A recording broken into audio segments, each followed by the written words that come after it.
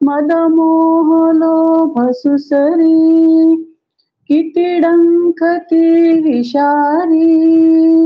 मदमोह लोभ सुसरी किती डंख ती विषारी. ते दुःख शांत व्हाया मांत्रिक राम राया. श्रीराम नाम नवका भवसागरी तराया. सुटले अफाट वारे मन तारु त्यात बिथरे. सुटले अफाट वारे मन तारु त्यात बिथरे. त्या वादळातुनिया नेईल राम राया.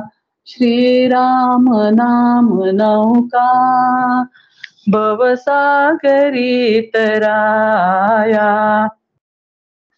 ब्रह्मभोवऱ्यात अडली नौका परीन बुडाली. ब्रह्मभोवऱ्यात अडली नौका परीन बुडाली. धरुनी सुकाणू हाती बसलेत राम राया. धरुनी सुकाणू हाती बसलेत राम राया. श्रीराम नाम नौका भवसागरी तराया. आम्ही सर्व प्रवासी जाणार दूर देशी. आम्ही सर्व प्रवासी जाणार दूर देशी. तो मार्ग दाखवाया अधिकारी राम राया. श्रीराम नाम नौका भवसागरी तराया. जयामुखी नसे तो नरकवासी वसे तो. जयामुखी नसे तो नरकवासी वसे तो. त्यातून उद्धराया स्वामीच राम राया. श्रीराम नाम नौका भवसागरी तराया. रामावीण जग हे आहेच शून्य सारे. रामावीण जग हे आहेच शून्य सारे. फुलवावया जगाला माळीच राम राया. श्रीराम नाम नौका भवसागरी तराया. हा देह नाशवंत जाणार सत्य सत्य. हा देह नाशवंत जाणार सत्य सत्य. म्हणून तुम्ही स्मरावो श्रीराम नाम नित्य. श्रीराम नाम नौका भवसागरी तराया. श्रीराम नाम नौका भवसागरी तराया. श्रीराम नाम नौका भवसागरी तराया.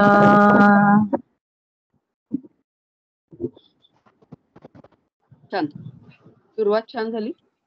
मी आता डॉक्टर देशपांडे यांना विनंती करते की त्यांनी त्यांच्या अभ्यास वर्गाला सुरुवात करावी.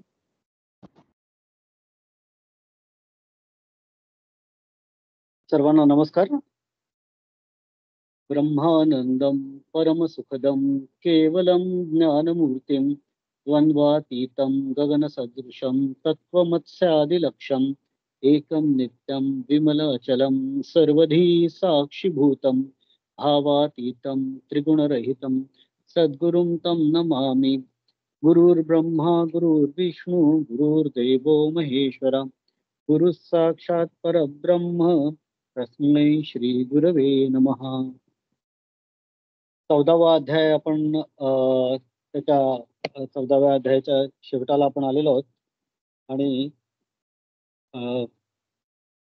शेवटचा श्लोक आपण आज आपण घेणार आहोत. आपल्याला याच्यामध्ये 3 गुणांचं महत्व, 3 गुणांचे कार्यकारण भाव, त्याचे परिणाम, त्यांचं इंटरमिंगलिंग झाल्यामुळे होणारे परिणाम, या सगळ्याचा आपण आतापर्यंत अभ्यास केलेला आहे. भगवंत आपल्याला त्याच्या पलीकडे जायचं आवाहन करतायत. विमोह त्यागुण कर्मफलांचा सिद्ध होई पार्था, कर्तव्याने घडतो माणूस जाणून पुरुषार्था. या मनोहर कवीश्वरांनी जणू भगवंतांनी सांगितलेल्या ओळी म्हणून ज्या लिहिल्या ओळी आणि अजरामर झाल्या, त्या फार मार्गदर्शक अशा आहेत. विमोह त्यागणे म्हणजे निर्मोही होणे, कर्म करणे पण त्याच्या फलाशेमध्ये गुंतून न पडणे, हा गुणातीत स्टेशनकडे जाण्याचा सुपर हायवे किंवा एक्सप्रेस वे आहे असं आपण म्हणूया. गुणातीत व्हायचंय ना, तर मग हे काही क्रायटेरिया फुलफिल करावे लागतील. हे निकष स्वतःवर तपासावे लागतील. जर या निकषांवर आपण खरे उतरलो तर आपण गुणातीत हे लास्ट स्टेशन जे आहे, अल्टिमेट डेस्टिनेशन जे आहे, शेवटचं ध्येय जे आहे आपलं, ते आपण नक्की गाठू शकतो. गुणातीत होण्याचा आटापिटा तरी कशाला करायचा असाही विचार मनात येऊ शकतो. काय कशासाठी असे अनेकांच्या मनात येतं. हसू आलं तर हसायचं नाही, रडू आलं तर रडायचं नाही. मग हे सगळं करायचं कधी? मज्जा कधी करायची?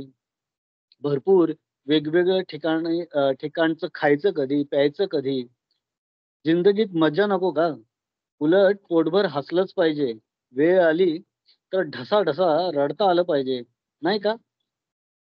हरकत नाही, करायला हरकत नाही. पण असं करायला जाताना फक्त हा संदेश भगवंतांचा आपल्या लक्षात ठेवायला हवा, की हे जे दोन्ही जे आहे की नाही, ते तात्पुरतं आहे, हे शॉर्ट लिव्ड आहे, हे क्षणिक आहे, हे क्षणभंगूर आहे, हे लक्षात ठेवायला पाहिजे. त्याचबरोबर हे सर्व ईश्वराने घडवलेलं आहे. या सर्वात जे काही चांगलं आहे ते ईश्वराचं, आणि जे काही वाईट आहे, जे काही उणं आहे, धुणं आहे, ते माझं, असं अशी जाणीव आपल्याला व्हायला हवी. असं स्टँडिंग इन्स्ट्रक्शन आपल्या मनाला आपण जर देत राहिलं, तर मग जिओ जी भरके, पाहिजे तेवढं हसा, पाहिजे तेवढं रडा, पाहिजे तेवढी मज्जा करा.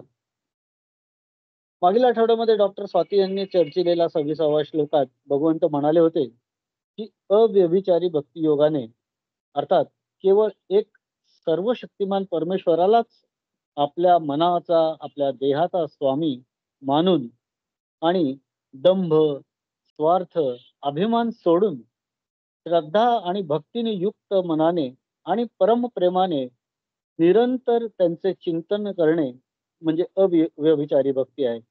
तो एकमेव आहे, तो माझा देह मनाचा स्वामी आहे, हे मनाला सारखं पटवून द्यायचं आणि त्याची भक्ती करायची. त्याला सर्वत्र मनचक्षुने पाहणे. आपल्या डोळ्यांनी, उघड्या डोळ्यांनी आपण मूर्ती बघू शकतो, पण मनचक्षुने आपण बरंच काही बघू शकतो. जळी, स्थळी, काष्ठी, पाषाणी जे जे दिसेल त्यात भगवंताचाच अंश आहे, हे मानणारा व्यक्ती म्हणजे अव्यभिचारी भक्त. त्याचा विश्वास, त्याचा फोकस कधी ढळत नाही, तो कधीच अचल होत नाही, अविचल होत नाही भगवंताच्या भक्तीपासून. त्यामुळे तो तिन्ही गुणांना पूर्णपणे उल्लंघून सच्चिदानंद घन ब्रह्माला तो प्राप्त होतो. हे खूप छान छान उदाहरणांनी डॉक्टर स्वाती यांनी मागच्या अभ्यास वर्गात आपल्याला समजावून सांगितलं, उलगडून सांगितलं. त्या आधीच्या वर्गांमध्येही आपण गुणातीत होण्याचा अर्थ आणि प्रवास मार्ग अभ्यासला. आता भगवंत या अध्यायातील शेवटच्या श्लोकात सांगत आहेत की अविनाशी परब्रह्माचा, अमृताचा, नित्य धर्माचा आणि अखंड एकरस आनंदाचा आश्रय मी आहे. त्यामुळे तू हे मन हे मीच करी, माझ्या भजनी प्रेम धरी, सर्वत्र नमस्कारी मज एकाते. ही ज्ञानेश्वरांची 9व्या अध्यायातील ओवी आहे. भगवंतांचंच ते वचन आहे. मन हे मीच करी, माझा भजनी प्रेम धरी, सर्वत्र नमस्कारी मज एकाते. तू तुझं मन मला अर्पण कर. मनमना भव मद्भक्तो मद्याजी माम नमस्कुरु, मामय वैश्यस युक्ते व महात्मानाम मत्परायणम. तू मनमना भव, तू मतपरायण हो, तू मला येऊन मिळेल. तू गुणातीत होण्यासाठी हे आपले मद्रूप कर. बी लाईक मी किंवा बी मी. तू मीच हो, असं भगवंत भक्ताला सांगतायत. आस्था ठेव, माझ्या भजनाच्या ठिकाणी प्रेम ठेव, सर्व ठिकाणी माझेच स्वरूप आहे असे समजून मला नमस्कार कर. आज 14व्या अध्यायातील शेवटचा श्लोक आणि त्याबद्दलच्या ओळ्यांचा आपण थोडासा अभ्यास हे करूया आणि थोडस सार याच आपण चर्चा करूया. तर 14व्या श्लोकातला 27वा श्लोक वाचनाची विनंती मी ऍडव्होकेट सुचिता वहिनींना करतो. नमस्कार. श्लोक 27वा. ब्रह्मणो हि प्रतिष्ठाहम अमृतस्याव्ययस्य च शाश्वतस्य च धर्मस्य सुखस्य एकांतिकस्य च. अगा ब्रह्म या नावा अभिप्रावो मी पांडवा, मीची बोली जे आघवा शब्दी इही पै मंडळ आणि चंद्रमा दोन्ही नवती सुवर्मा. तैसा मज आणि ब्रह्मा भेदू नाही, अगा नित्य जे निष्कंप अनावृत धर्मरूप. सुख जे उमप अद्वितीय विवेकू आपले काम. सारुनी ठाकी जे धाम निष्कर्माचे निस्सीम किंबहुना मी. ऐसेसे हो अवधारा तो अनन्याचा सोयरा, सांगत असे वीरा पार्थासी. येथ धृतराष्ट्र म्हणे, संजया हे तू ते कोणे, पुसलेनी वीण वायाणे का बोलसी. माझी अवसरीन ते फेडी विजयाची सांगे गुढी. येरू जीवी म्हणे सांडी गोठी या. संजयो विस्मये मानसी, आहा करुनी रसरसी. म्हणे कैसे पा देवेसी द्वंद्व यया, परी कृपाळू तो तुष्टो यया विवेकू हा घोटो. मोहाचा फिटो महारोगू, संजयो ऐसे चिंतिता, संवादू तो सांभाळिता. हरिखासा येतू चित्ता महापूर, म्हणूनी आता येणे उत्साहाचेनी अवतरणे. श्रीकृष्णाचे बोलणे सांगिजेल, तया अक्षरा आतील भावो, पाववीन मी तुमचा ठावो. आई का म्हणे ज्ञानदेवो निवृत्तीचा. इति श्रीमद्भगवद्गीतासु उपनिषत्सु ब्रह्मविद्यायां योगशास्त्रे श्रीकृष्णार्जुन संवादे गुणातीतयोगो नाम चतुर्दशोऽध्यायः. श्री सच्चिदानंदार्पणमस्तु. शुभं भवतु, शुभं भवतु, शुभं भवतु. धन्यवाद. भगवंत काय म्हणतात शेवटी, गुणातीत योगाच्या शेवटी म्हणतायत, गुणत्रय विभाग योगच्या शेवटी म्हणतात की ब्रह्मणो हि प्रतिष्ठाहम अमृतस्य अव्ययस्य च शाश्वतस्य च धर्मस्य सुखस्य एकांतिकस्य च. म्हणजे मी कुठं आहे, मी कुणाकुणाचा आश्रयस्थान आहे. ब्रह्मण म्हणजे निर्विशेष ब्रह्मज्योतीचा किंवा परब्रह्माचा मी अधिष्ठान आहे. ही म्हणजे निश्चितपणे, खात्रीशीरपणे बघता तू निश्चिंतपणे लक्षात ठेव की मी याचं अधिष्ठान आहे. प्रतिष्ठा म्हणजे आश्रयस्थान मी आहे. अहम म्हणजे मी आहे. अमृतस्य म्हणजे अमर्त्याचा किंवा अमृताचा, त्याचा अधिष्ठान मी आहे. अव्ययाचे किंवा अविनाशीचे च, अव्ययसच म्हणजे अव्ययाचे अविनाशीचे सुद्धा मीच अधिष्ठान आहे. शाश्वतस्य च, शाश्वत गोष्टींचंही मीच, च म्हणजे मीच.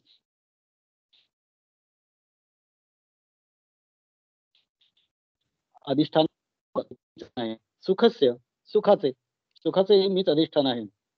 एकांतिकस्य म्हणजे परम किंवा अखंड एकरस गोष्टींचे च म्हणजे सुद्धा मीच अधिष्ठान आहे, असं भगवंत सांगतात. म्हणजे काय म्हणतात भगवंत, की भगवंत म्हणतात अमृत, अव्यय, शाश्वत, धर्मस्वरूप आणि एकांतिक सुख स्वरूप असे जे परब्रह्म आहे त्याचे आश्रयस्थान कोण आहे, तर त्याचे आश्रयस्थान मीच आहे असं भगवंत सांगतात. आता थोडक्यात इन शॉर्ट भगवंत सांगतात की मीच परब्रह्म आहे, मला शरण ये असं भगवंत सांगतात. 18व्या श्लोकात 18व्या अध्यायातला 66वा श्लोक जो आहे गीतेतला, त्याच्यातही ते भगवंत सांगतात अर्जुनाला, सर्व धर्मान परित्यज्य मामेकम शरणम व्रज. सर्व धर्म अर्थात शब्दशः धर्म नाही, सर्व धर्म अर्थात सर्व कर्तव्य कर्म मला अर्पण करून तू केवळ सर्व शक्तिमान सर्वांचा आधार अशा मला शरण ये. मी तुला सर्व पापांपासून सोडवीन. याचाच अर्थ, दुसरा अर्थ असा की तू मला शरण आलास तर तू मुळात पापे करशीलच कशी, करणारच नाहीस. आणि जरी चुकून तू चुकलास तरी मला शरण ये, मी त्याच्यावर उपाय काढेन. 18व्या अध्यायात आणखी एका श्लोकात 62व्या श्लोकात भगवंत सांगतात, तमेव शरणम गच्छ सर्व भावेन भारत.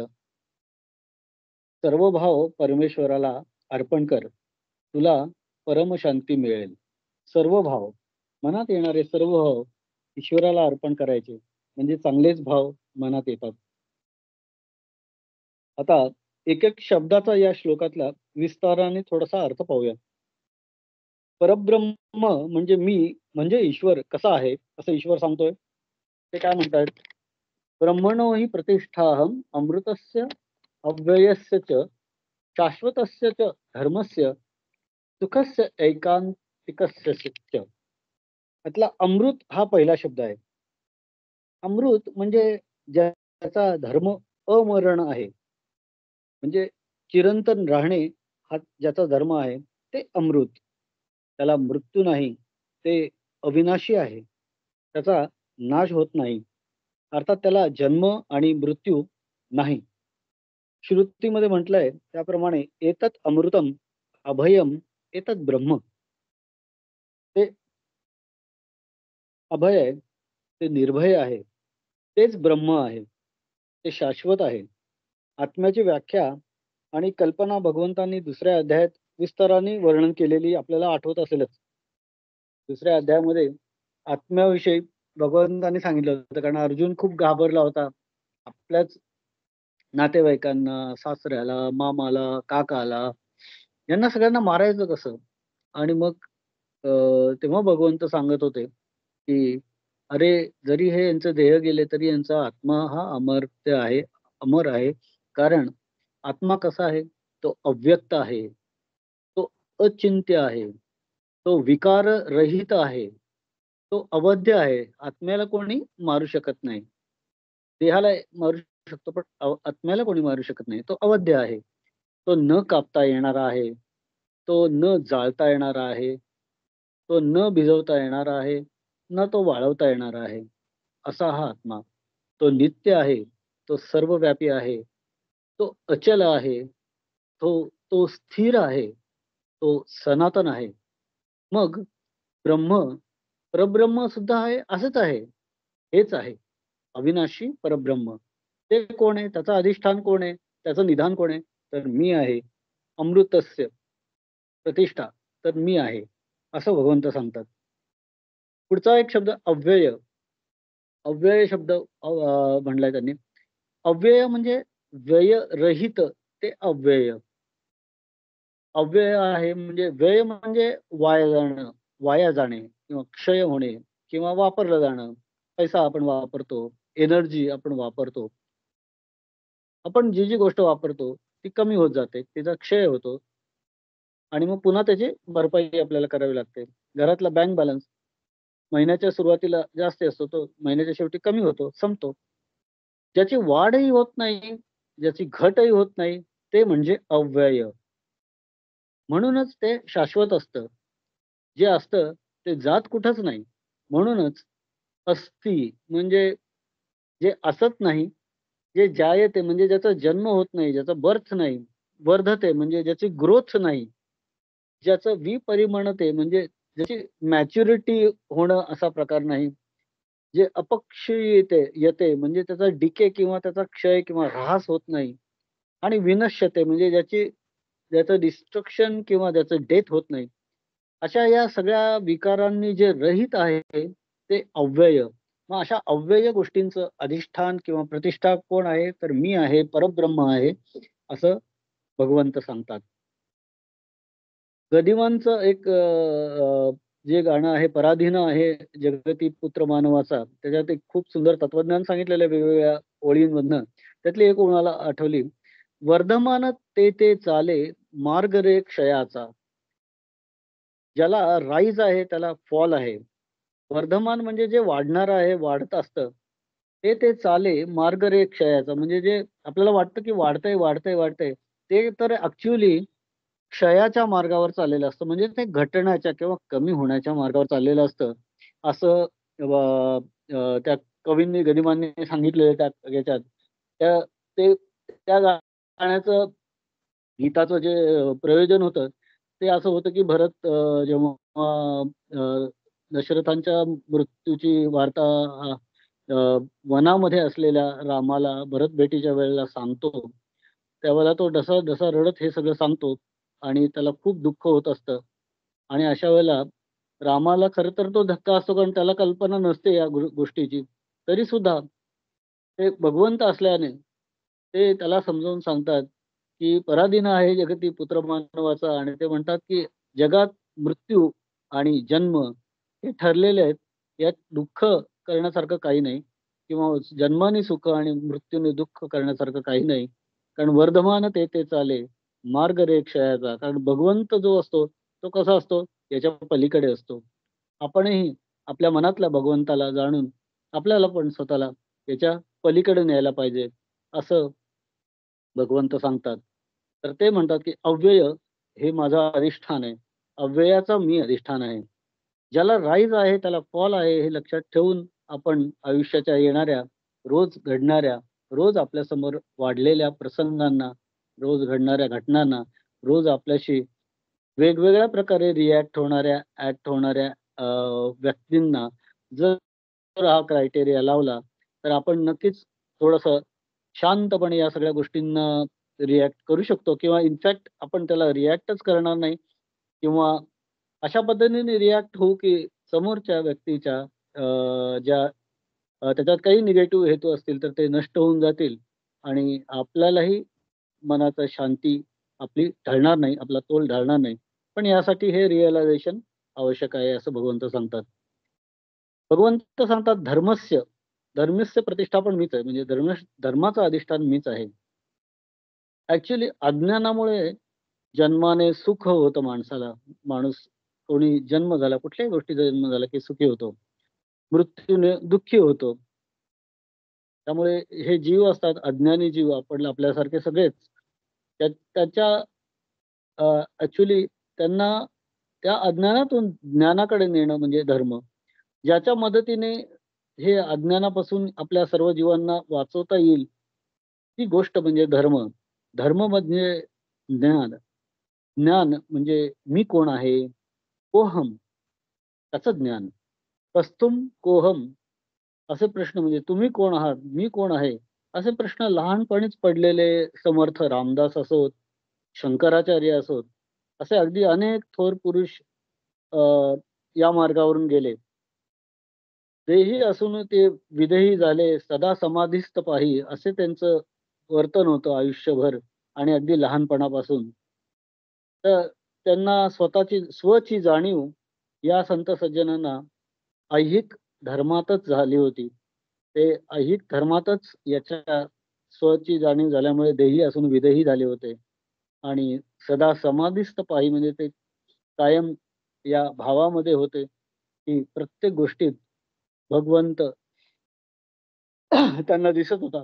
आणि त्यामुळे या जन्मातच त्यांचं पूर्ण म्हणजे काय म्हणतात ते समाधान, किंवा त्यांच्या पूर्णपणे त्यांना स्वची जाणीव किंवा परब्रह्माची जाणीव त्यांच्यातल्या झाली होती.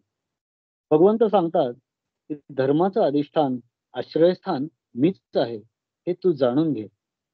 धर्मस्वरूप अखंड आहे आणि धर्मस्वरूप हे सुस्वरूप आहे, आनंद स्वरूप आहे. धर्म म्हणजे काय? ज्ञान. इंग्रजीमध्ये अशी म्हणे इग्नोरन्स इज ब्लिस, पण ऍक्च्युली ती म्हण चुकीची आहे. कारण जेवढं ज्ञान होईल, जेवढा ज्ञानाचा प्रकाश पडेल, तेवढं आपण अधिक मॅच्युअर होतो, अधिक शांत होतो, अधिक प्रगल्भ होतो. साध्या शिक्षणाच्या एक एक डिग्री जशा आपण अधिक अधिक घेतो, जसं जसं आपण इयत्ता पुढे वरच्या वरच्या चढतो, तसं आपला माणूस म्हणून आपलं मनुष्य, आपलं बुद्धी याच्यात प्रगल्भात फरक पडलेला आपल्याला स्वतःला जाणवतो, आपल्या भोवतीच्या समाजाला जाणवतो. त्यामुळे ज्ञान हे अतिशय महत्वाचं आहे. ज्ञान म्हणजे धर्म आहे आणि त्याचं अधिष्ठान परमेश्वर आहे. हे लक्षात आपण घ्यावं असं परमेश्वर आपल्याला सांगत असतात. या धर्माचा, या ज्ञानाचा कधी निराश होत नसतो, कारण ते आनंद स्वरूप आहे, ते चिदानंद स्वरूप आहे. ते अव्यभिचारी असं असतं, ते असं इनसेपरेबल असतं, त्याला पर्याय नसतो. ते ज्ञान म्हणजे पूर्ण ज्ञान असतं. अशा या परब्रह्माची प्रतिष्ठा मी आहे असं भगवंत सांगतात. भगवंत सांगतात, identify me, surrender to me. मला ओळख, मला शरण ये. भगवंतांची व्याख्या मला नेहमी न्यूटनच्या लॉ ऑफ मोशन मध्ये अॅनॉलॉजी सारखी दिसते. न्यूटननी जो लॉ ऑफ मोशन सांगितले होते, त्याच्यातला एक होता की energy is neither created nor destroyed, it just gets converted from one form to another. म्हणजे ऊर्जा ही कधी तयार केली जात नाही, आणि ती कधी नष्ट केली जाऊ शकत नाही. ती एका स्वरूपातून दुसऱ्या स्वरूपामध्ये कन्वर्ट होते किंवा तिचा स्थित्यंतर होतं किंवा बदल होतो. म्हणजे कोयनेच्या धरणात पाऊस पडतो, पावसाचं पाणी जोरजोरात प्रपातातनं पडतं, त्याच्यातनं ती जी एनर्जी आहे, मोमेंटची एनर्जी, ती इलेक्ट्रिकल एनर्जी कन्वर्ट होते आणि तिथं वीज तयार होते. त्या विजेतनं पुढे टीव्हीला ती वीज गेली तर दृश्य स्वरूपात आपल्याला दृश्य दिसतात. पंख्याकडे गेली तर पंखा आपल्याला हवा देतो. मिक्सरमध्ये गेली तर त्याच्यातनं अन्न मिक्स होऊन मिळतं. प्रत्येक वेगवेगळ्या फॉर्ममध्ये मेकॅनिकल एनर्जी, इलेक्ट्रिकल एनर्जी अशा वेगवेगळ्या फॉर्ममध्ये ते चेंज होतं. सिमिलरली हे आत्म्याचं स्वरूप आहे, ते असं अविनाशी आहे. त्याला विशिष्ट स्वरूपात तुम्ही आयडेंटिफाय करू शकत नाही. ते प्रत्येक ठिकाणी आहे, प्रत्येक फॉर्ममध्ये आहे आणि ते त्याच्यामध्ये ब्रह्माचं अधिष्ठान आहे. हे भगवंत आपल्याला जाणून घ्यायला सांगतात. गीतेमध्ये काहीच वेगळं सांगितलं नाही, हेच सांगितलेलं आहे, energy is neither created not destroyed. दुसऱ्या अध्यायात आत्म्याचं हेच तर वर्णन आहे, किंवा ते तोडलं जात नाही. त्याच्यात जे जे प्रकारचं वर्णन केलेलं आहे, की बाबा ते कापलं जात नाही, ते तोडलं जात नाही, ते भिजवता येत नाही, ते वाळवता येत नाही, ते कापता येत नाही, ते जाळता येत नाही, हे सगळं जे आत्म्याचं वर्णन आहे, व्हॉट इज दॅट, ते जवळपास सारखंच आहे असं मला वाटतं.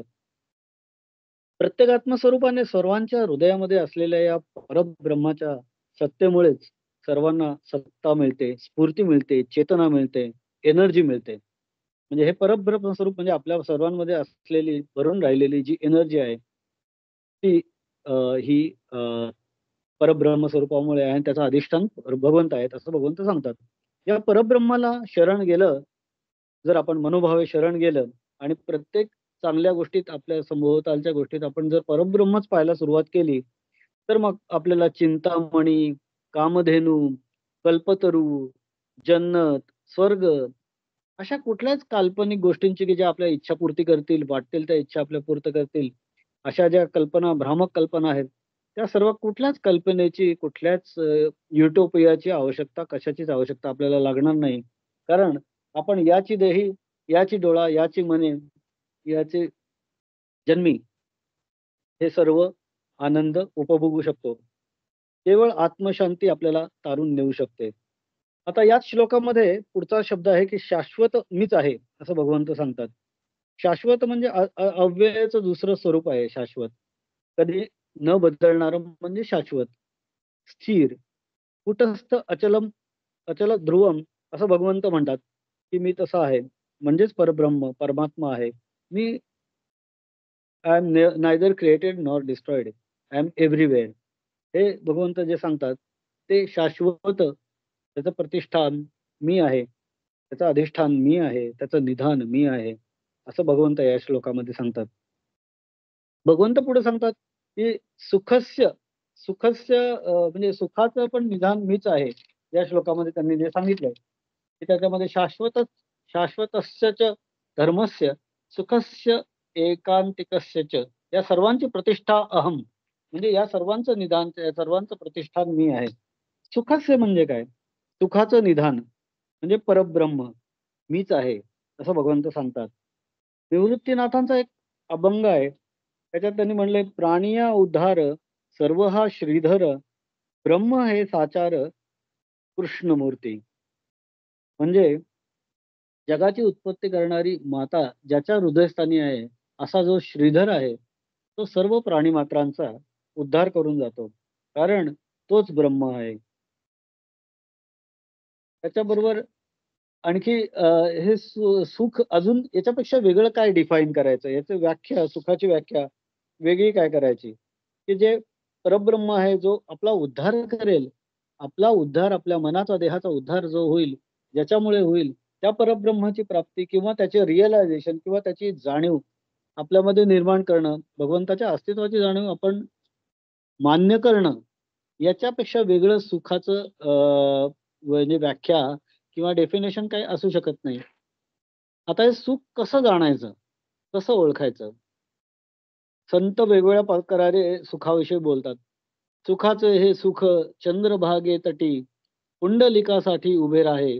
म्हणजे प्रत्यक्ष भगवंत विठ्ठल याच्याविषयी वर्णन करताना म्हणलेलं आहे की सुखाचे हे सुख चंद्रभागेच्या तटी हे सुख आहे. आणि ते कोण आहे? तर ते पुंडलिकासाठी जे उभं आहे ते हे सुखाचं सुख आहे, असं या अभंगात म्हणलेलं आहे.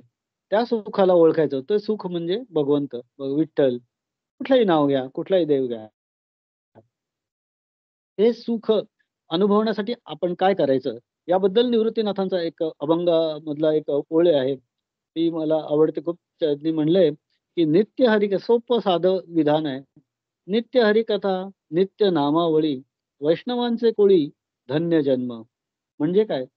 तर भगवंताची स्तुती ऐका, नित्य हरिकथा, हरीची स्तुती ऐका, हरीचे स्टोरीज ऐका, देवाच्या गोष्टी ऐका, नित्य नामावळी, नाव घ्या, नित्य नाम घ्या, कधीतरी एकदा नाही, नित्य नाम घ्या, त्याला स्मरा, त्याला प्रत्येक वस्तूमध्ये, त्याला प्रत्येक गोष्टीमध्ये, त्याला प्रत्येक गंधात, चवीत, श्वासात, भासात, रसात अनुभवा. कुणाला? त्याला म्हणजे भगवंताला. कशात अनुभवा? तर प्रत्येक वस्तूत अनुभवा, प्रत्येक गोष्टीत, प्रत्येक गंधात, प्रत्येक चवीमध्ये, प्रत्येक श्वासामध्ये, प्रत्येक भासामध्ये, सर्व रसांमध्ये भगवंताला अनुभवा. सुखच सुख मिळेल. असे केले आणि जर असं आपण ठरवलं, अशा पद्धतीने सुख घ्यायचं ठरवलं, तर मग काय होतं त्याबद्दल निवृत्तीनाथांचा आणखी एक ओळ आहे. ते म्हणतात, नित्यता दिवाळी नाही तेथे द्वैत, नित्यता अच्युत तिष्ठतसे. म्हणजे नित्यता म्हणजे it is like permanent thing. असे जे लोक करतात की वैष्णवांचे कोळी धन्य जन्म, म्हणजे ज्यांना देवावर विश्वास आहे किंवा भगवंतावर आस्था आहे, असे जे लोक आहेत, ज्यांची बिलीफ आहे, अशा लोकांचा संघ, सत्संग ज्यांना मिळतो, जे नियमितपणे भगवंताच्या कथा ऐकत राहतात किंवा भगवंताचं अस्तित्व जाणून घेत राहतात, स्वतःला जाणवत राहतात, भगवंताचं नाव सतत घेत राहतात, त्यांना नित्यता दिवाळी, त्यांच्यासाठी रोजचा दिवस हा दिवाळीहून अधिक सुख. आपण सुख म्हणजे काय म्हणतो? आनंदाचा दिवस. सण म्हणलं की आपल्याला स्पेशली वेगवेगळा आनंद होतो. आपण म्हणतो 3:30 मुहूर्त, आज दिवाळी आहे, आज दसरा आहे, आज अमुक आहे. अशा पद्धतीने आपण विशिष्ट दिवशी जरा नेहमीपेक्षा थोडे जास्त आनंदी असतो. असं जर आपण आपला लाईफस्टाईल ठेवली की बाबा या पद्धतीने करायचं, नित्य हरिकथा नित्य नामावळी, तर निवृत्तीनाथ म्हणतात की त्यांच्यासाठी नित्यता दिवाळी नाही तेथे द्वैत. द्वैत हा प्रकारच त्यांच्याकडे उरत नाही, की मी वेगळा, भगवंत वेगळा असं उरत नाही. की म्हणजे क्षेम लागी जीव उतावेळ माझा, क्षेम देऊ गेले मज मीच मी एकली, असं ज्ञानेश्वरांनी म्हटलंय. ही ती अवस्था की त्या भगवंताची इतकी जाणीव होते, इतकं एकरूपता होते, की मी त्याला मिठी मारायला गेलो भगवंताला, कानडाऊ विठ्ठलूला, तर क्षेमा लागे जीव उतावेळ माझा, क्षेम देऊ गेले मज मीच मी एकली. अ, असं म्हणतात. म्हणजे मी जेव्हा त्याला भगवंताला मिठी मारायला गेलो, तेव्हा भगवंत काही वेगळा मला दिसलाच नाही, कारण माझ्यामध्येच तो सामावलेला होता. अशा प्रकारचं हे अद्वैत आहे. नाही तेथे द्वैत, अशी अवस्था होते. म्हणजे याच्याहून सुखाची वेगळी काय डेफिनेशन करता येईल? ही सगळ्यात मोठी सुखाची डेफिनेशन आहे, व्याख्या आहे, असं भगवंत सांगतायत.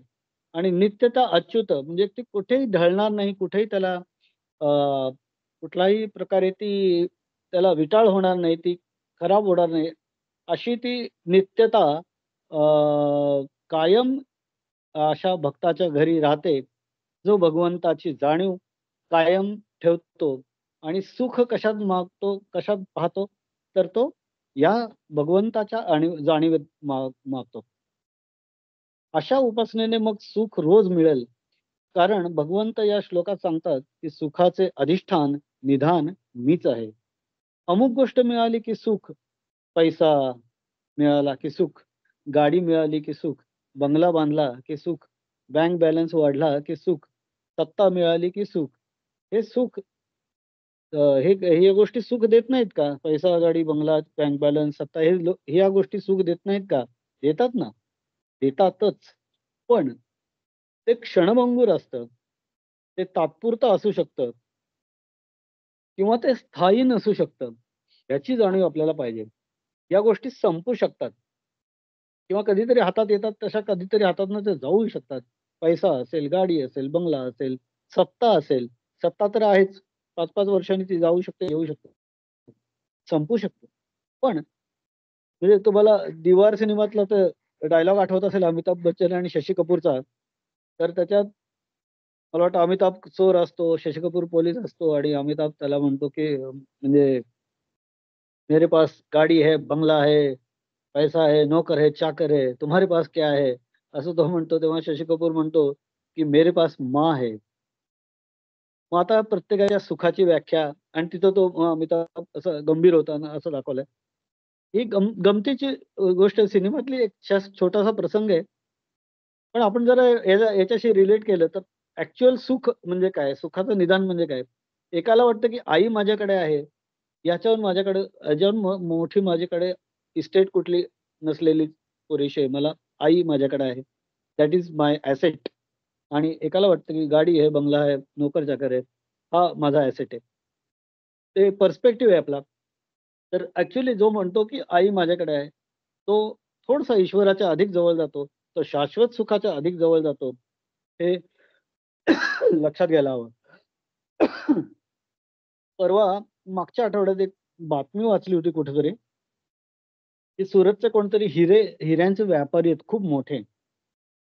जवळपास 300 कोटींची त्यांची प्रॉपर्टी होती. 300 कोटी बरं का.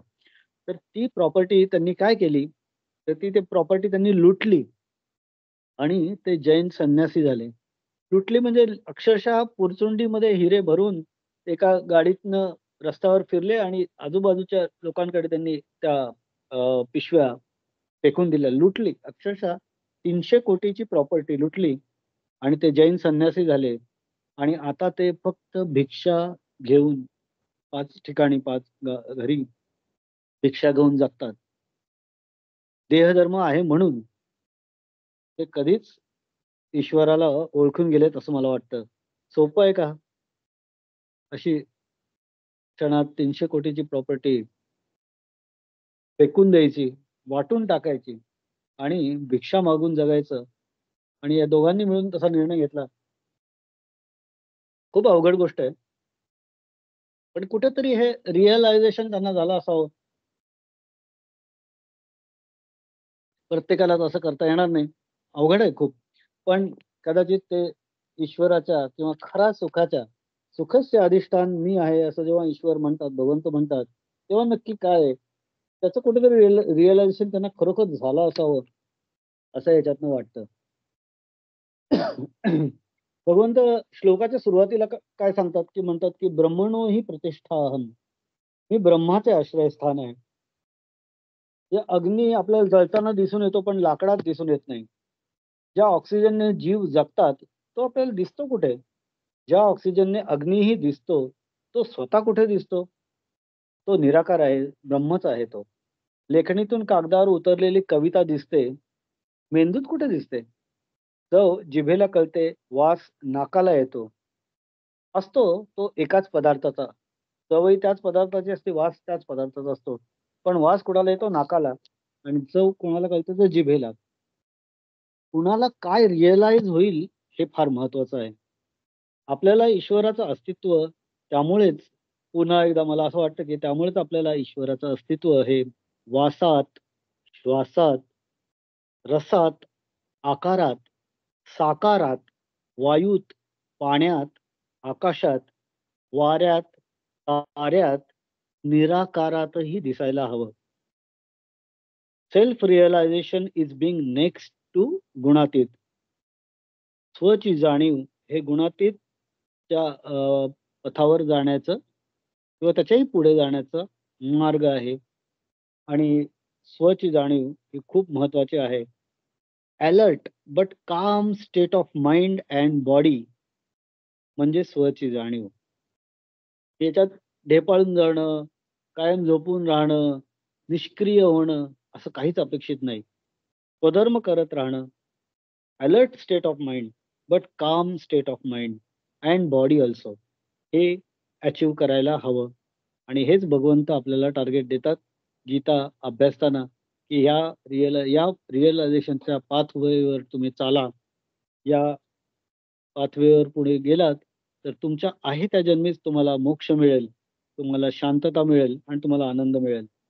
ऐकांतिक सुख असा एक शब्द या श्लोकामध्ये आहे. ऐकांतिक सुख म्हणजे अ, अ, निरागस निरंतर असं सुख म्हणजे ऐकांतिक सुख. ते आपण नाटकामध्ये हे बघतो कधी कधी की राजा म्हणतो एकांत आणि सगळे निघून जातात. काय असतो हा एकांत? एकांत म्हणजे तुका म्हणे होय मनाशी संवाद, आपुलाची वादा आपणाशी. आपण ते वृक्षवल्लींविषयी असं म्हणले होते की जेव्हा ते भंडाराच्या डोंगरावर जाऊन रोज ध्यान करायचे, अभंग रचायचे, गाणी म्हणायचे, कीर्तन करायचे किंवा अभंग रचायचे, त्यांना ते एकटेपणात ते जाणीव अधिक प्रगल्भ त्यांची व्हायची. निरंतर असं सुख त्यांना तिथं मिळायचं, निरागस असं सुख त्यांना मिळायचं. ती बिचारी आवडी त्यांच्यासाठी जेवण वगैरे घेऊन यायची, भाकरी बांधून कपड्यामध्ये घेऊन यायची, चटणी भाकरी. पण ते मात्र दिवसभर त्या भंडाऱ्याच्या डोंगरावर देवाचं नाव घेत, एका हातात ती वीणा, एका हातात चिपळ्या, अभंग आणि अ, अभंग रचत बसत. त्याच्यात त्यांना ते एक वेगळंच एकांतिक सुख, निरंतर सुख मिळत होतं. आणि त्यांना कदाचित तिथं ती ईश्वराची जाणीव अधिक प्रगल्भपणे होत असावी. आपल्याला जसं कुठल्यातरी अमुक घरातल्या अमुक ठिकाणी आपल्या मोबाईलला एक विशिष्ट सिग्नल जास्ती चांगला मिळतो, रेंज म्हणतो आपण त्याला. भगवंताची रेंज आपल्याला मिळण्यासाठी आपण आपल्याला स्वतःला थोडंसं कॉन्फिगर केलं पाहिजे. स्वतःला ट्रेन केलं पाहिजे. स्वतःला त्या पद्धतीने मोल्ड करायचा प्रयत्न करायला पाहिजे.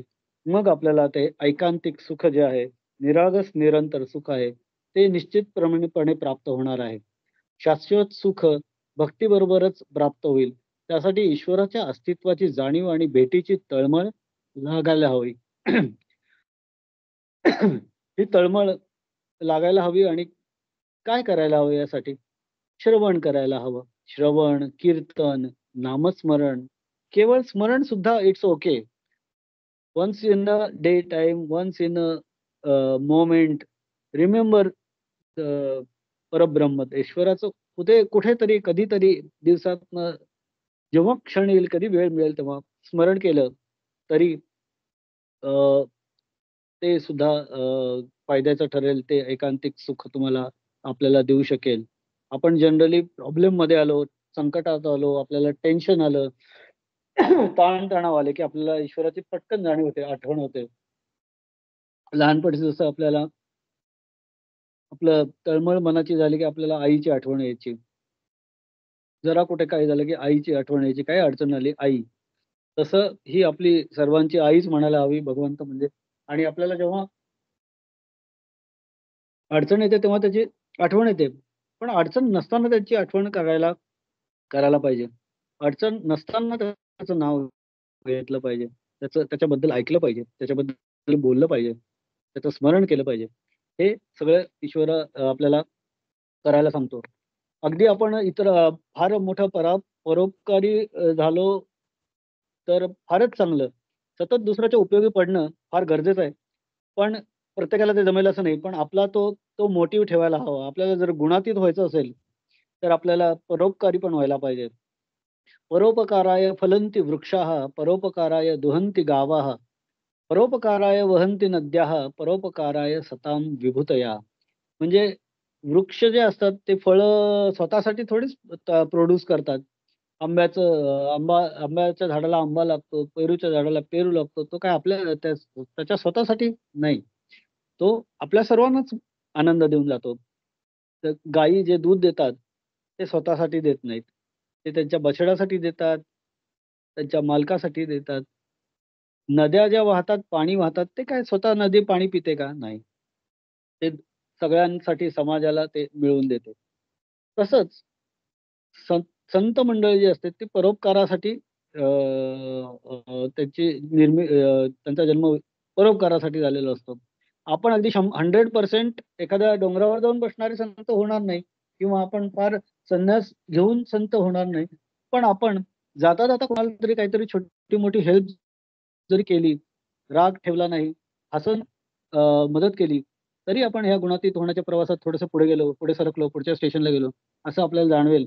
आणि नक्कीच आपल्याला आपल्या मनाला त्याचा फायदा होईल. आपल्या गुणांचा आणि त्याच्या परिणामाचा, जे 3 गुण जे आहेत त्याचा आणि त्यांच्या परिणामांचा ऱ्हास होईल. गीतेच्या दुसऱ्या अध्यायात 56वा श्लोक आहे. त्याच्यात म्हणलेलं आहे की दुःखेष्वनु द्विग्नमनां सुखेषु विगत स्पृहा वीतराग भयक्रोधः चितधीर मुनिरुच्यते. म्हणजे कितीही मोठी संकट आली, दुःख आली, उद्विग्न झालं मन, आघात आले, मनावर आघात झाले, तरी सुद्धा सागरामधील दीपस्तंभाप्रमाणे ज्याचं मन स्थिर राहतं, शांत राहतं, अचल, अविचल, प्रसन्न राहतं, क्षणिक वरवरची सुखे ज्याला हलवून किंवा हरखून टाकत नाहीत. हलवून म्हणजे दुःख हलवून टाकतात, ढेपाळतो माणूस. हरखून टाकतात म्हणजे सुखाने हरखून जातो. असं ज्याचं होत नाही क्षणिक वरवरच्या सुखदुःखांनी, तो खरा मुनी, तो खरा गुणातीत, तो खरा साधू, तोच खरा संत, तोच ज्ञानी आणि तोच स्थितप्रज्ञ असं म्हणता येईल. काहीही नाव द्या, सारे प्रती पोचलेले असतात. त्यांना एकच तळमळ असते, ईश्वराच्या जाणीवेच्या भेटीची. आपल्याला काही अभंग आठवत असतील, त्याच्या ओळी मी थोड्याशा उद्धृत करतो, की ईश्वराची भेटीची तळमळ लागणं हा आपल्या याच्यातला एक भाग असायला पाहिजे. नामदेवांचा एक अभंग आहे. नामदेव म्हणतात, चक्रवाक पक्षी वियोगे वाहती, झाले मज प्रती तैसे आता. चक्रवाक पक्षी हा वियोगाने रडतो, असं एक कथा आहे, असं समजलं जातं. तसा कुणाच्या वियोगाने माझे प्रति असं झालेलं आहे, की ईश्वरा तुझ्या वियोगाने मला मी वियोगी वाहतोय, असं मला झालंय. चुकली या माय बाळके रडती, झाले मज प्रती तैसे आता. आई कुठेतरी चुकली रस्त्यावर चालताना किंवा बाजारात चालताना किंवा कुठेही, तर लहान मूल कसं रडतं, तसं माझं झालंय. म्हणजे आई म्हणजे तू, ईश्वरा तू आहेस आणि तुझ्यापासून मी कुठेतरी चुकलोय आणि किंवा तू माझ्यापासून कुठेतरी दूर गेलेस किंवा मला सापडत नाहीयेस आणि त्यामुळे मी रडतोय, अशी माझी अवस्था झाली आहे.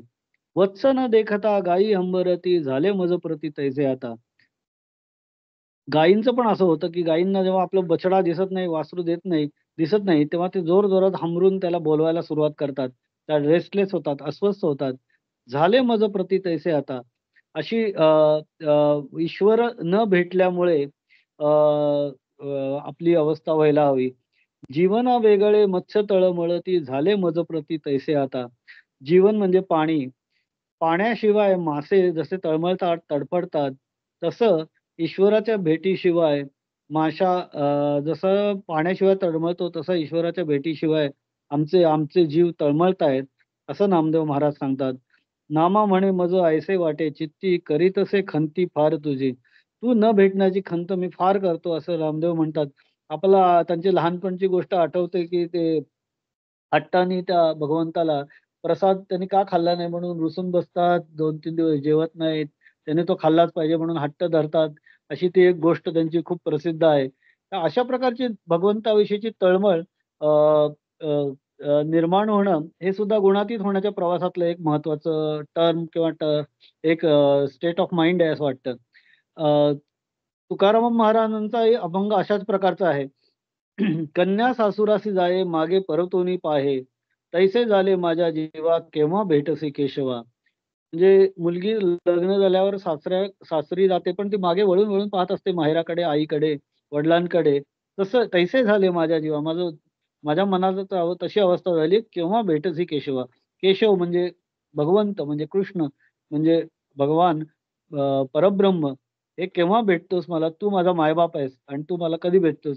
मला काय सासुराला मी आपला एक रिवाज म्हणून मी जाते, पण माझं मन मात्र तुझ्याकडे ओढावतंय, असं भगवंताला संत तुकाराम ह्याच्यातनं सांगतात. त्याच्यात पुन्हा याच प्रकारच्या ओळी नामदेव महाराजांच्या याच्यात सिमिलरली जाणवतात. चुकली या माये बाळ हुरू हुरू पाहे, जीवना वेगळी मासोळी तैसा तुका म्हणे तळमळी. म्हणजे आ आई सापडत नाही तेव्हा बाळ कसं अस्वस्थ होतो आणि रडायला लागतो किंवा इकडे-तिकडे डोळे मोठे करून पाहायला लागतो आईला, शोधू लागतो किंवा पाण्याशिवाय मासोळी जशी तडफडायला लागते, तसा माझी अवस्था झालेली आहे. तेव्हा हे केशवा मला तू कधी भेटशील, अशी माझी अवस्था झाली आहे. अशा प्रकारच्या भावना संतांनी व्यक्त केलेल्या आहेत. आता या भावना म्हणजेच अ, ईश्वराची जाणीव झालेली आहे आणि ती ईश्वराची भेटीची तळमळ मनात झालेली आहे. याची हे द्योतक आहे. समर्थ रामदास स्वामींचं सुद्धा श्लोक आहे, की "जळत हृदय माझे जन्म कोट्यानुकोटी, मजवरी करुणेचा राघवा पूर लोटी. तळमळ निववी रे रामकारुण्य सिंधू, षडरिपू कुळी माझे तोडी यांचा संबंधू." षडरिपू ही माझी कुळी आहे. म्हणजे 6 विकार जे आहेत, काम, क्रोध, मद, मोह, मत्सर याच्यात मी अडकलेलो आहे. ही माझी कुळी आहे. त्यांचा आणि माझा संबंध तोडून टाक रे श्रीरामा, कारुण्य सिंधू आहे तू, करुणा कर आणि माझी तळमळ निववून टाक. मजवरी करुणेचा राघवा पूर लोटी, माझ्यावर करुणा कर. त्याच्या करुणेचा पूर माझ्यावर तू लोटून दे आणि माझं हृदय जे कोट्यानुकोटी जन्मामध्ये तळमळतंय तुझ्या भेटीसाठी, तू मला येऊन भेट, असं समर्थ रामदास म्हणतात. प्रत्येक संतांच्या वेगवेगळ्या रचनांमध्ये अशा प्रकारची जी तळमळ दिसते, ही त्यांची गुणातीत होण्याचीच एक अवस्था आहे, असं वाटतं. ज्ञानेश्वर माऊलींनी आता या या अ, अ, श्लोकाविषयी जे म्हणलेलं आहे, त्याच्यात त्यांनी असंच म्हणलेलं आहे, की अमृत, अव्यय, शाश्वत वगैरे शब्दांनी जे ब्रह्म म्हटले जाते, ते मीच आहे. अ, असं भगवंत सांगतात. चंद्र आणि चंद्राचं बिंब जसं भिन्न नाही, त्याप्रमाणे अर्जुना माझ्या आणि ब्रह्मामध्ये काहीच भिन्नता नाही. आम्ही एकच आहोत. जे ब्रह्म नित्य, अचल आहे, प्रकट आहे, धर्मरूप आहे आणि अमर्याद सुख आणि अद्वितीय असं आहे, ते सर्व मीच आहे. अज्ञान नष्ट करण्याचा विचार म्हणजे धर्म आपले काम करून ज्या ठिकाणी प्राप्त होतो, ते स्थान म्हणजे मी आहे. सिद्धांताचे पराकोटीचे स्थान म्हणजे मीच आहे, असं भगवंत सांगतात. अनन्य भक्तांचा आवडता जो श्रीकृष्ण परमात्मा वीर अर्जुन, त्याला भगवंत सांगतात, की तू जाणून घे, की मी या सर्वांचं अधिष्ठान आहे आणि तू मला रिअलाईज कर, असं भगवंत ज्ञानेश्वर त्याच्यात सांगतात. माऊली सांगतात याच्यामध्ये. मी थोडंसं याच्याबद्दल मागे आपण एक अभ्यास हे केला होता, स्वाध्याय. त्याच्यामध्ये आपण आता या जो आपण अध्याय अभ्यासला 14वा गुणत्रय विभाग योग, त्याच्याविषयी थोडंसं आत्मचिंतन केलं होतं. त्याच्याविषयी थोडक्यात एक 5 मिनिटं बोलणार आहे. की आपण आणि प्रत्येकाने आपला आता हा अध्याय संपताना आपापल्या आयुष्याशी याचं थोडंसं रिलेट करून या पद्धतीने या मार्गावर नक्की आपल्याला काय याचा परिणाम झालाय या गुणांचा याबद्दल थोडंसं विचार करायला हवा असं मला वाटतं. त्या पद्धतीने मी थोडासा असा विचार केलेला होता की माझ्या आयुष्यात काय काय घडलंय, की बालपण, तारुण्य आणि आताचं मॅच्युरिटीचं वय अशा 3 ब्रॉड कालखंडात आत्तापर्यंत आयुष्य गेलं माझं. आपल्या सर्वांचंच. या सर्व कालावधीत हा देह, आत्मा हे एकच असला तरी त्याचा आकार, त्याचा आचार, त्याचा विचार, त्याच्या सवयी हे वेगवेगळ्या कालावधीनुसार बदलत गेलेले आहेत.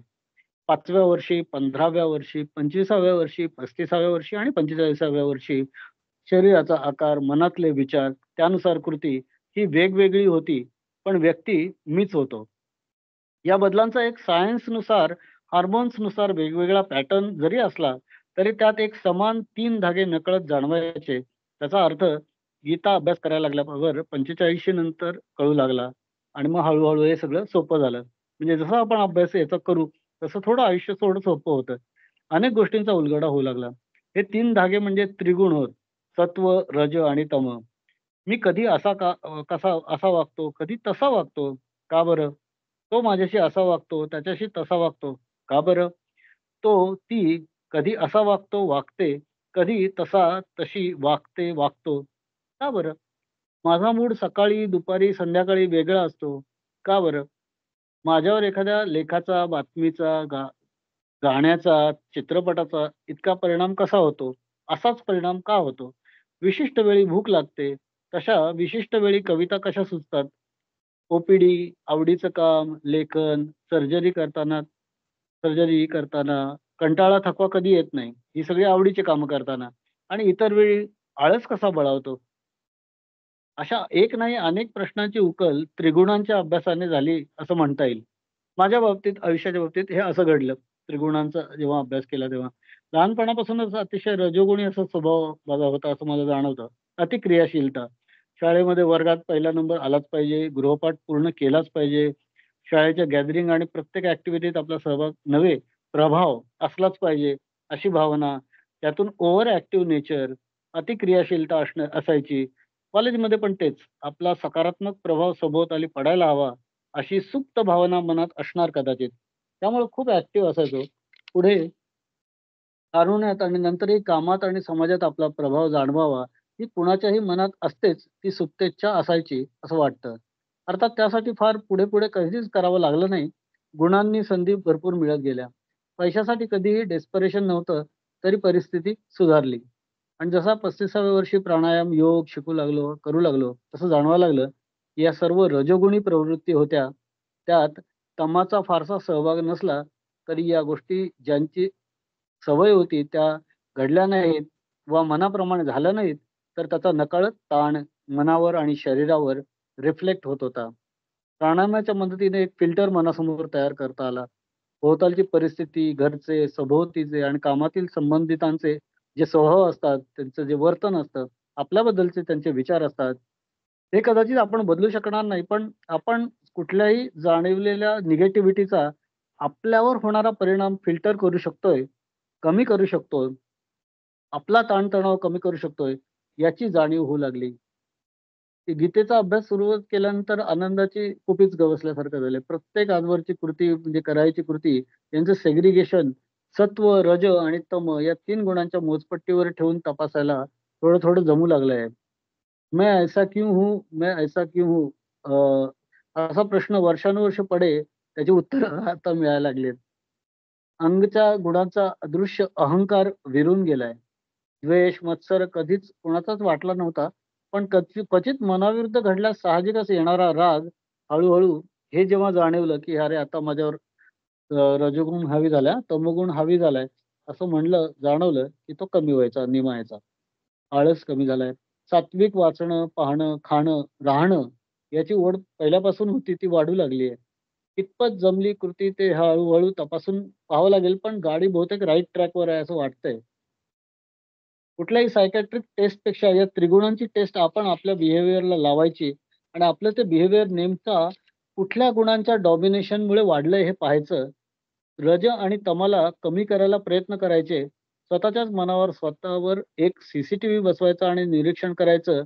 मनाच्या चंचल प्रवाहाचे खळखळ वाहणारे पाणी संयमाचा बांध घालून त्यात शक्य झाल्यास त्यात विवेक वैराग्याचे डॉक्टर फिक्सिट ओतून हे रजोगुणाचे प्रवाह रोखायचे. तमोगुणाकडे जाणारी वाट प्रयत्नपूर्वक बंद करून टाकायची. असं सर्व करून रजतमाला निरास्त करायचा प्रयत्न करायला हवा.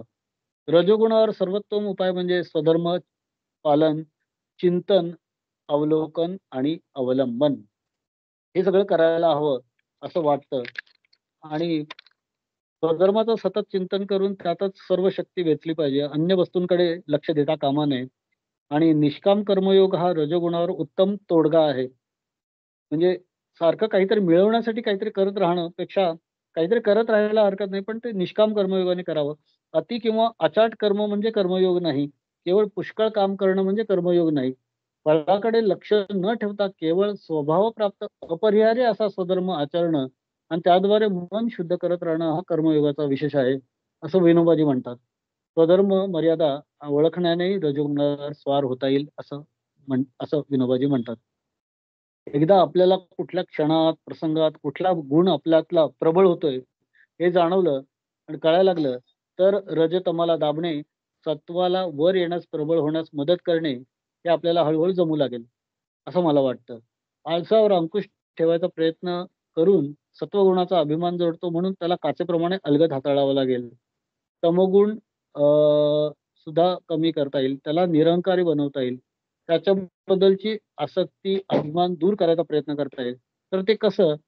तर सर्व कामे घरातली, ऑफिसातली, दवाखान्यातली, सार्वजनिक संस्थांमधली मी सहजपणे करायचा प्रयत्न करेन. त्याच्यामध्ये अभिनिवेश न ठेवता करायचा प्रयत्न करेन. मी केलं, मी करतो असं सारखं न बोलता सहजपणाने ते होईल अशा दृष्टीने मी प्रयत्न करेन. सत्वगुणाचे आचरण करायचे, पण त्याची आसक्ती झटकायची याच्यासाठी मी प्रयत्न करेन. रागाने चिडायचं नाही, आनंदाने एक्साइट व्हायचं नाही, यासाठी मी प्रयत्न करेन.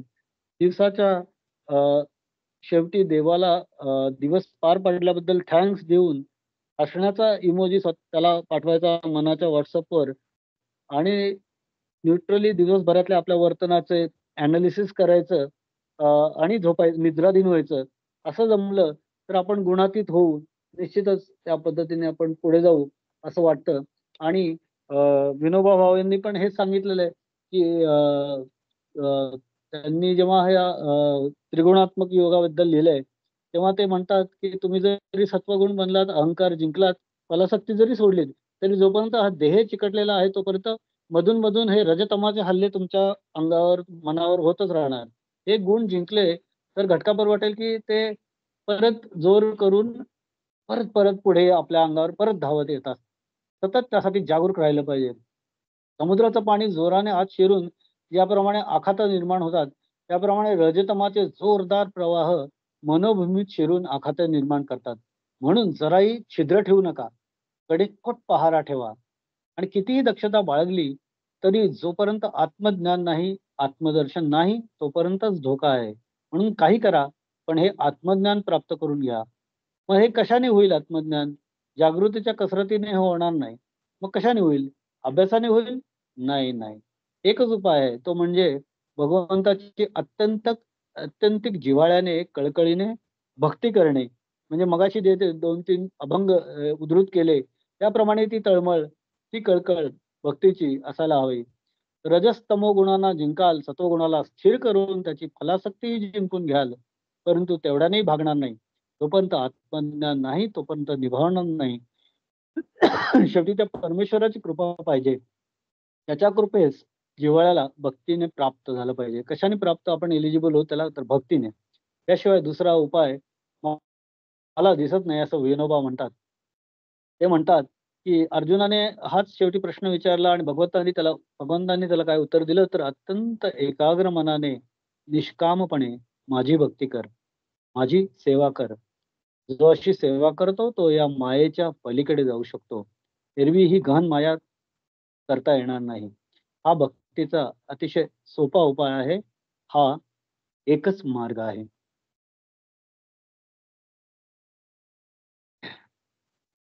अशा पद्धतीने आज गुणत्रय विभाग योग या अध्यायाचा शेवटच्या श्लोकाबद्दल थोडेसे चर्चा आज आपण केली. वेळ झालेली आहे. मी आता थांबतो आणि पुढील सूत्र डॉक्टर स्वाती यांच्याकडे देतो.